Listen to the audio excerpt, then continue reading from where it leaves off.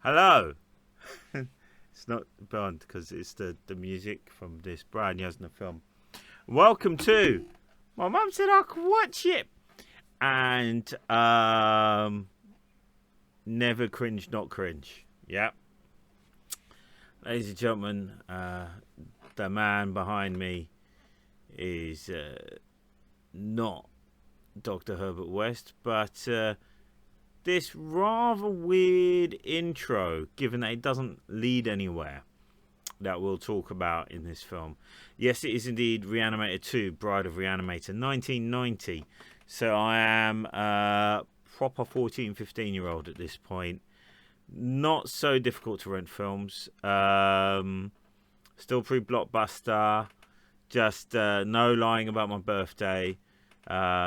Just go on. Daz, just lend us it, mate. Lend us it. Oh, go on. Have a Cocoa Pop.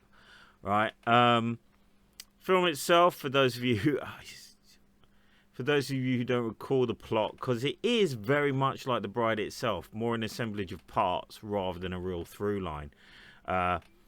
Herbert and Dan managed to escape from Miskatonic University and have been continuing their research here behind me, as you can see, in Peru, basically working under the guise of being volunteers to fight in a civil war. The fact is, they go back, they are working as orderlies. Herbert has made a minor breakthrough in the fact that he's realised you don't need an entire being to reanimate. You can reanimate individual parts and create a being of your own. His hubris has reached a new exponential level.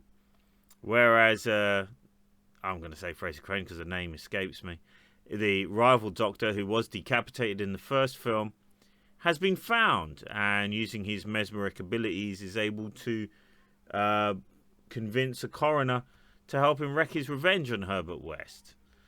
Dan himself is pining over his lost girl from the first film, and when he's not pining over the dead woman from the first film, he's pining over from the dying woman in the second film in the hospital, and of course the third woman who he's met while in Peru, who for some reason puts up with all of this. The last through line is the most interesting, actually has some sort of stake in it. A cop who's on the pursuit of Herbert West, like the reporter in The Incredible Hulk. He lost a wife in the first film, effectively. She had died and Herbert reanimated her.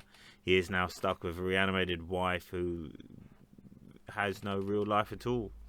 As the film goes on, it transpires that she died because he killed her. It was a case of domestic abuse. He is the most interesting character in the whole thing, even when he becomes undead himself. The film itself takes probably a hint and decides that basement's not enough. It has to be next to a cemetery. Evil Doctor Head is able to bring back a bunch of zombies to attack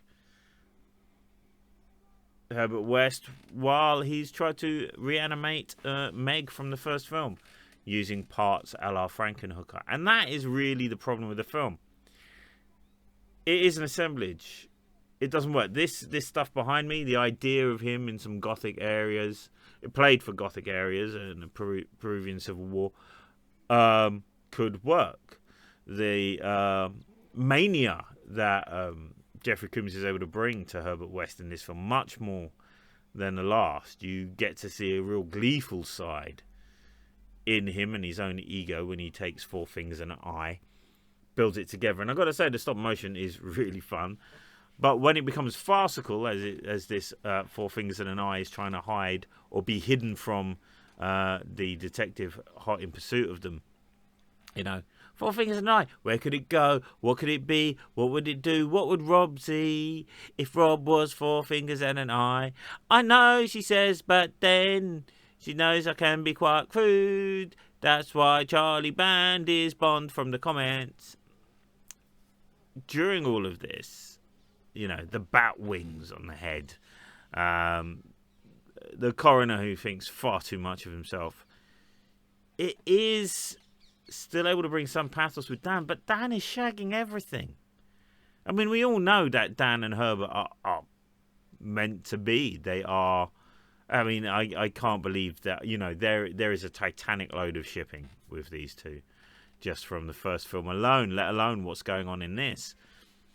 But really, why is Herbert... Okay, you can, like, stick an arm to a leg and have this bizarre thing move around, but why?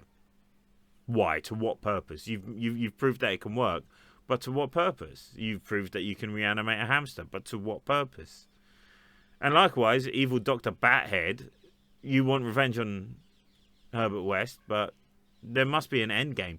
At least in the first film, he also wanted Meg, and he also wanted some sort of credit. He wanted to be back in the world. He's just flying around, bringing back corpses. Granted, scary, frightening. You can argue he's mad because he's dead, but there is really nothing there. There are moments of genuine fear, like I say, the detective, and then the twist that he's actually a bad guy himself is great. Dan really bugs me in this film. He's sleeping with everything. It's the ultimate incel move. He's sleeping with everything. We all know that Herbert's really who he should be with. He treats Herbert badly, and that all Herbert's trying to do is trying to please him. He's trying to bring people back from the dead in order to appease Dan's libido, which he gets around in quite a lot. I really don't see that. I would say the film's really entertaining. It's a mismatch in terms of a story. I don't think it's much of a film. I do see that the cracks are definitely beginning to show in this one in terms of the premise, because unless you bring up a real nemesis for Herbert, you have these minor characters who suddenly become undead and then somewhat diminished in their ability to challenge him. Has fun. It's got the Yasna body popping that you come to expect in his films, but I do think that Society, frankly, is a much more sophisticated take in what is going on a social level, which is what makes a film constitutes for me. So do check it out, but I would say that it is nowhere near. It is a pale shell to Reanimator. You really want to see Reanimator the musical.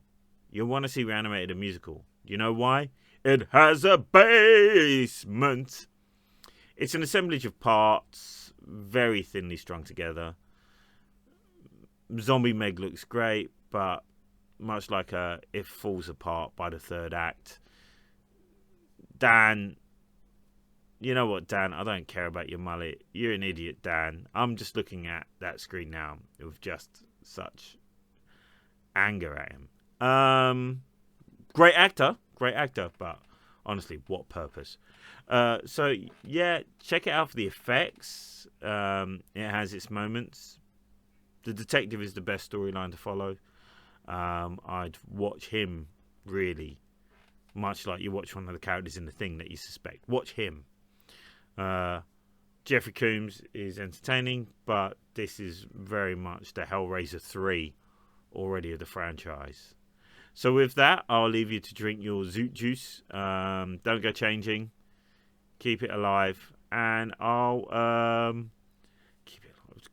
Oh, mass media is trying to get rid of me. No, it did manage that quite a long time ago. Okay.